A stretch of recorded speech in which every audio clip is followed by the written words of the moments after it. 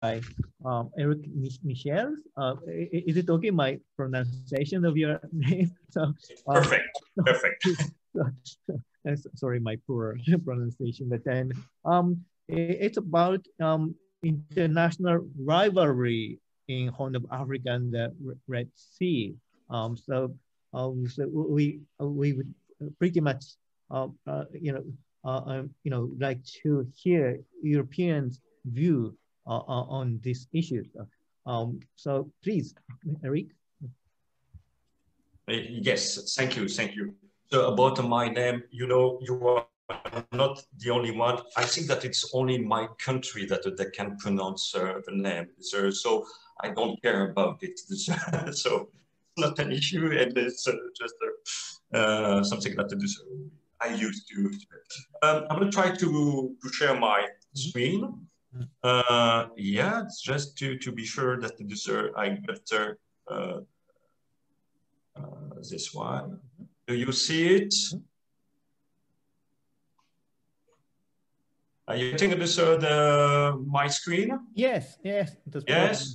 Perfect. It's perfect. So you have my presentation. So yes. So you speak about international rivalries. I would say it's maybe only about the Greek powers, because international it means with every countries, and Dr. Sayed will address this more regional power. So we divided the presentation into two parts, and I will just focus on the Greek powers in the Red Sea.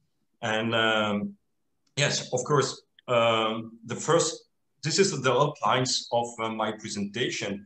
And I will firstly consider this about which actors I will speak about, because when we speak about international actors, we have a lot. And secondly, I will say, okay, what is so important in the Horn of Africa, or in the Red Sea region for these international actors? And last point I will address you, it's how they exert the influence in the region. So a short brief about that. Yes, about this international actors. Of course, we have what I consider the three main global powers in the world. So we have, of course, the United States, we have China, the two competing for the first rank. Of course, it's about military power, economic power, influence power, and so on. But we cannot ignore also Russia. Russia is maybe not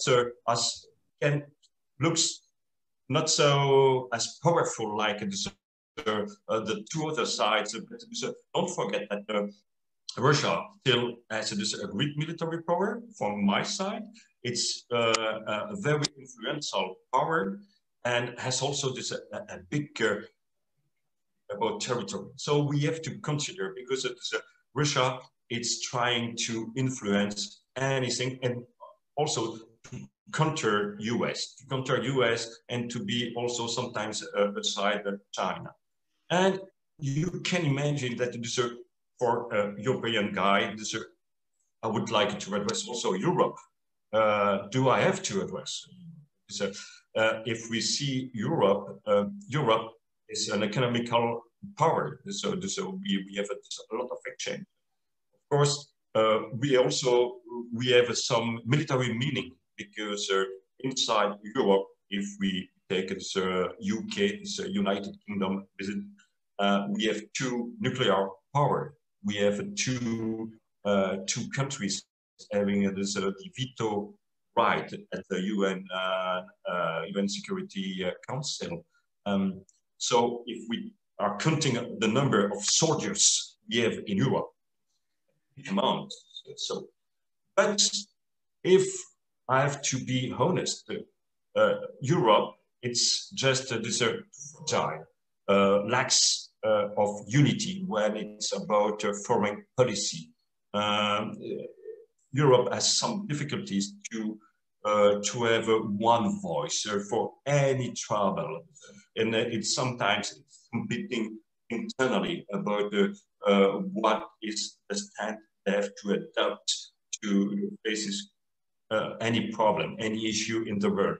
So on that way, yes, Europe, it's not always this a great power so for international issues, but it's a good point of comparison when we are just addressing some points, when we are discussing about US, Russia, and China. Just, we can compare sometimes some points with Europe. Yes, is it the same? But during this presentation, just to make this some comparison points, I will just address two main countries, not as global power, but just as comparison points. It's about UK and France. Why these two countries? It's because, like I just mentioned, France and UK are two nuclear powers, have veto rights, and have a colonial past in Africa, in the region. So they exerted some kind of influence. So it will be very interesting to compare the very big powers to these two ones. Yeah. So what makes the Horn of Africa is very important for them? I will maybe disappoint Mark because my believing when I'm analyzing the three main powers, they don't have so big interest in the country, in the nations ashore the Red Sea. It's not about the population and so on. It's about, like Dr. Sayed mentioned at the beginning of the conference, about interest. So we have the Red Sea. The Red Sea is firstly this commercial routes between Asia and Europe, and also the rest of it's connecting the world. Don't forget that about 10% of the international trades, it's the Red Sea. I've heard a lot of figures about the international trade. So sometimes some people are saying that it's about 20%, 30%, but the figures I have, it's 10%, it's already a lot, but also the 30% of the oil, it's, yes. So, yes, it's firstly, this a very big waterway for the international trades. And of course, we have two choke points on closing the Red Sea. We have, of course, the Canal of Suez and also the Strait of Bab el-Mandeb, the two ones. I highlighted in red. So it's a very strange fact, very important to know, because, for example, for the Suez Canal, it was already closed twice in the past. It was closed in 56. And also during the period from 67 to 75, so two main period where it was not possible to cross the Canal of Suez. So very important. And so for the three major powers, they needed to keep it open. What we have also, it's the Yemen war. So Yemen war, it's about security. You know that we are facing in the Red Sea some security issue coming from Yemen. So we have, for example, at different times, the last 2 years, this incident with missiles fired by party against the commercial tankers. We have also sea mines, and we have also the waterborne improvised explosive device. It's like a navy drones laden with this explosive and aiming to destroy any vessels or something. If we have also this Iran, it's a major concern for US.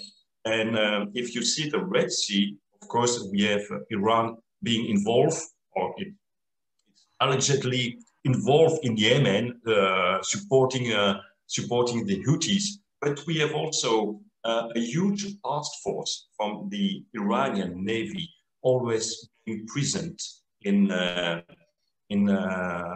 very close to the Strait of Bab el-Mandeb. Task force, carrier task force, like this, we have this, for the moment in the North Arabian Sea with the Nimitz.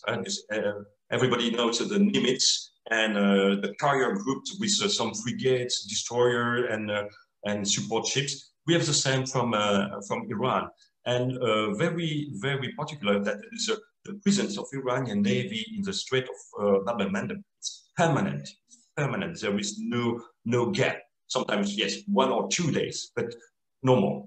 So very important. About terrorism. Terrorism is a very big concern for the major power. Yes and no. They are more concerned about piracy. Piracy in the Red Sea and about this at the shore of Somalia. So it's something that it's very important to know that it's more about piracy than the terrorism. One thing that's very important to understand also that for Russia, the Red Sea, it's the secondary exit from the Mediterranean Sea. And from this strategic point of view, very important. I want also to address something that not everybody knows about the submarine cables. Because we are living in the 21st century, and it's about communication. Communication is paramount now. It's not just for the social media, but it's about this finance. It's connecting the stock exchange between London, Paris, Tokyo, and Beijing. So it's very important. And if you see the world communication cables, a lot are passing underway of the Red Sea. So very important on that way. Normally, it's always built by this international companies, but you can see that China also laid down its cable in the Red Sea to be more independent for the communication. And what I'm showing you also on my slide, it's the network of the National Security Agency, the US one, having some stations in the Middle East, and one it's a place that is in Djibouti to be able to do communication and to be able to intercept communication on the cables. And we have also two other stations on in the Persian Gulf. So yes, it's very important that you know that, because communication is now one of the main assets of the world. Yes, how do they exert their influence? Firstly, it's about ensuring security. We have a lot of international operation in the region. Most of the operation that I highlighted in red are coming are led by the US. It's led by the US, but you have a lot of international cooperation. It's not only US that you have. In the CTF 151, that it's controlling the Bab el-Mandeb and the Gulf of Aden. We have other countries coming up from Saudi Arabia, but also UAE and so on. So it's not only US. We have also the European Union being involved with the operation Atalanta. That is more against piracy. NATO was involved in the region, but they ceased the operation it was the Ocean Shield operation. They stopped this, they ceased this operation in 2016. So there is no NATO operation currently at sea in the region. What is also very important when we are speaking about security and military presence, it's about, Dr. Sayed already mentioned that. We have a lot of ports in the region, mainly on the western shore of the Red Sea. In Egypt, we have already 20 different ports. 20, it's a lot. After we have this, a few in Sudan, and we have, of course, the main port of Djibouti, because it's very strategic located. And from Saudi Arabia, so we have only six main ports. And if you compare this 6 main ports and on the distance, the range, the number of kilometers of shores, and you compare it to Egypt, a huge difference. You have to know that in Saudi Arabia, 50% of the ports are owned or operated by UAE, not only by Saudi Arabia. We have only 2 main ports of military interest. It's Port Sudan, where we have now this Russia and Turkey, and we have Djibouti, which a lot of countries sharing this, sometimes some facility being very close to each other. So we have, for example, the big base Le Monnier from the US, hosting also the UK presence. We have also France, Italy, Japan is also present there. So a lot of countries are present in Djibouti, and of course it's about the security. But Djibouti is now overcrowded, and you can assume that you can have some conflict. So we have some incidents between the Chinese soldiers and the US. For example,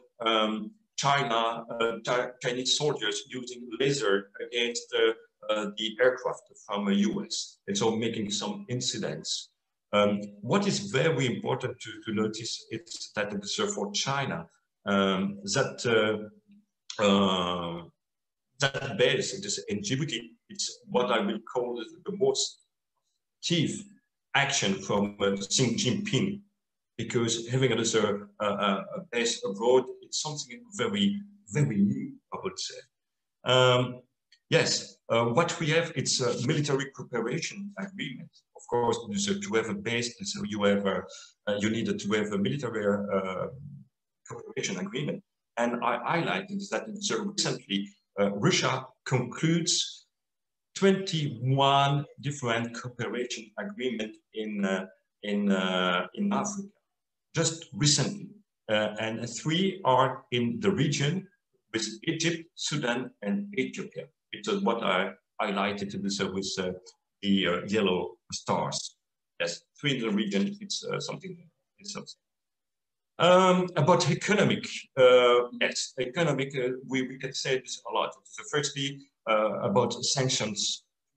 It's mainly this from US. US is using the sanctions tools to make some pressure and to get what he wants. But currently, there is no sanctions against the countries in the Horn Africa. So the last one was against Sudan, and it was revoked in 2017. But US still threats the country about the sanctions.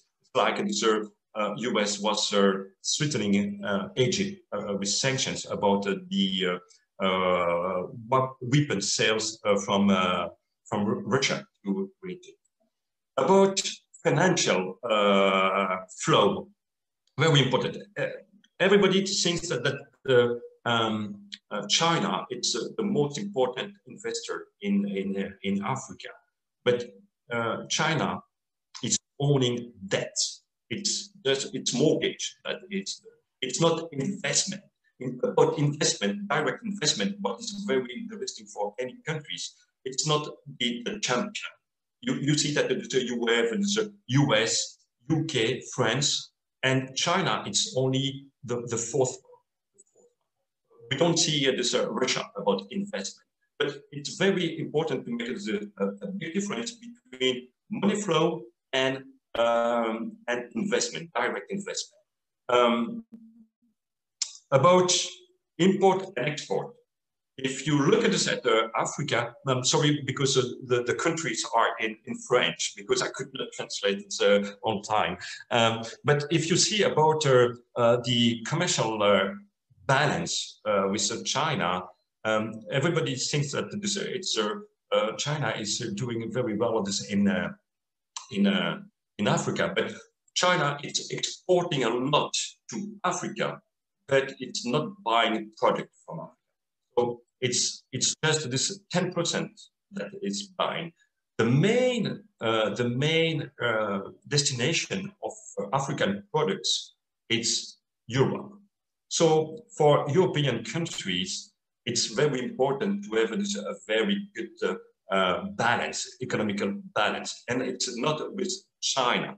So China, it's maybe a very big player, economical player, but we have to be very precautious about what we are doing. Technology is very important, and this is one I addressed this, the concern about the submarine cables, but also one challenging point now and competing point. It's about the 5G mobile communication with Huawei, for example. And so we have some deals being done. So US is preventing Huawei to deploy its assets in US, in Europe, and so on. But this, Huawei, it's a very assertive in Saudi, in UAE, but also in Egypt to be able to deploy its technology. And of course, it's a strategic alliance. What is the advantage of China? It's to be able to deploy very quickly and very cheap. Yeah. About diplomatic and politics, of course, I spoke about the sanction, economical sanction, but also we have to think about pressure. It's like it's the pressure exerted by US to have Sudan signing the Abraham Agreement. It was a deal about if you sign, I will remove you from the list of a country financing terrorism. One very good tool used by Russia is about veto. If we are looking at the in the history, the 15 last years, only the 15 last years, there were this 35 vetoed at the United Nations Security Council, 35. And Russia put its veto 24th time. For this US, it was only 6 times. And for China, it was 30 times. Okay, it makes more, but China always put its veto only together with Russia, never alone, never alone. And if you are studying this, the long history since 46, China just put this twice, 2 times a veto alone. But normally it's just following Russia. Military cooperation. Yes, I spoke about this, Russia. It's a tool. It's a tool to make a strategic alliance. Arms sales. Here, I address you the figures about arms sales. And of course, one of the biggest arms seller is Russia. Russia counts for 49% of the sales, weapon sales in Africa. And here, I have some figures in below this about the millions dollars trades in Africa and Saudi Arabia. And I make a big difference between both, because we can see that the influence is not the same. It's not the same. We see that Russia is the champion in the Horn of Africa, and we have US and UK champion in Saudi Arabia. So I don't speak about Yemen, of course, but this is very important, and you see that it's China. It's not so so present about this selling weapons now. And comparing to France or even to UK, they're very small. So it's not a reason weapon the difference.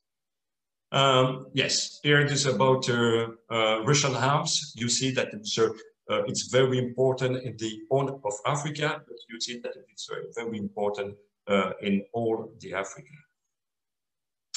About cultural and information, from informational, yes, we have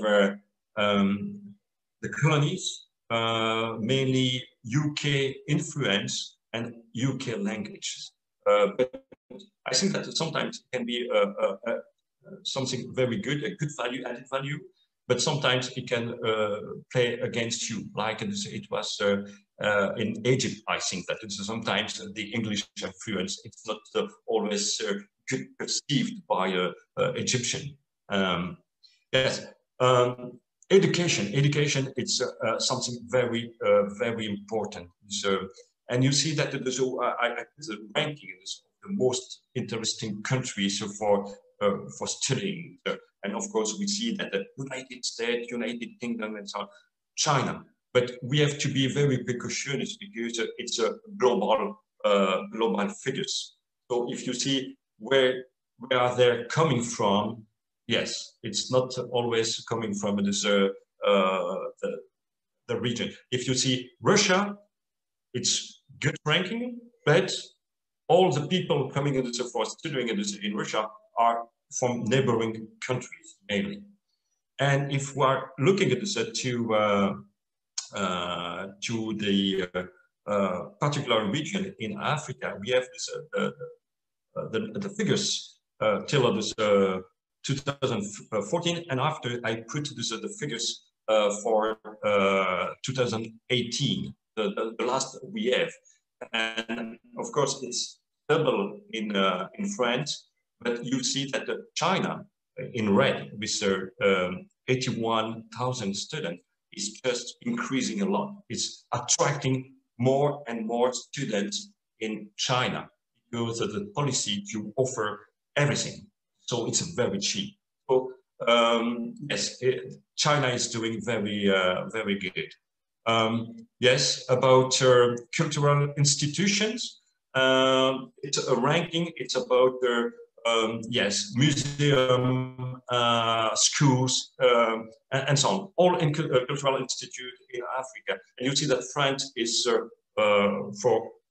it's the best one. It's the best one. But China, you see there's a small amount, but now it's almost at the same level of US. It's just increasing. And if we see that it is the past 2 years, they opened at least 5 institutes in the Horn of Africa.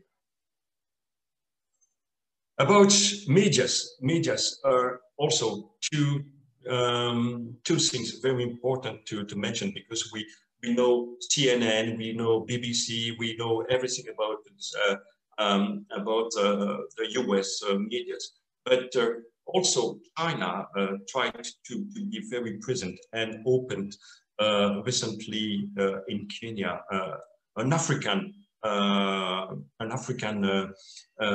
channel, CGTN. So it looks like it's an African media, but it's 100% owned by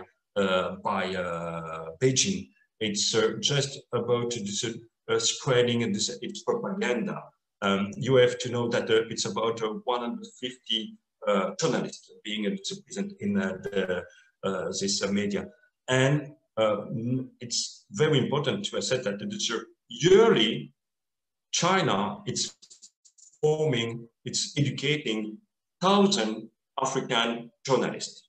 So 1,000 journalists are educated in China and going back to to African, 1,000 African. Also about Russia. Russia Today. Russia Today. It's one of the most famous channels. You can see it everywhere. You have a local anchorage in Europe, in France, and so on. And they are starting it also to have this local anchorage in Africa, having it also Arabic version. You can find it Russia Today in all languages. Very, very important. Yeah. So my partial conclusion. Like I said, it's all about interest, and on Africa and Red Sea, it's from my perspective not the top priority of the three major powers. It's not. It's just two to achieve major priority of the top power. For US, the main priority is to confront the US competitors, mainly China. It's the first, and they will do also by being present in the own Africa, in the Middle East. And after that, it's about securing the national interest. For China, of course, the region, it's about supporting the Chinese Belt and Road Initiative. And so they have to do. And for Russia, the interest in the region, I would say it's pretty new. And it's about, just continuing its strategy in the Eastern Mediterranean, because for Russia, the main priority is the Eastern Mediterranean, and of course because the Red Sea is connected to the Eastern Mediterranean, they want to be present, and they are just going on now. It's a very recent. Of course, it's a way of to be a stone in the truth of the US. Yes, thank you very much. Thank you for your attention. Thank you, Eric. And we talk about your presentation.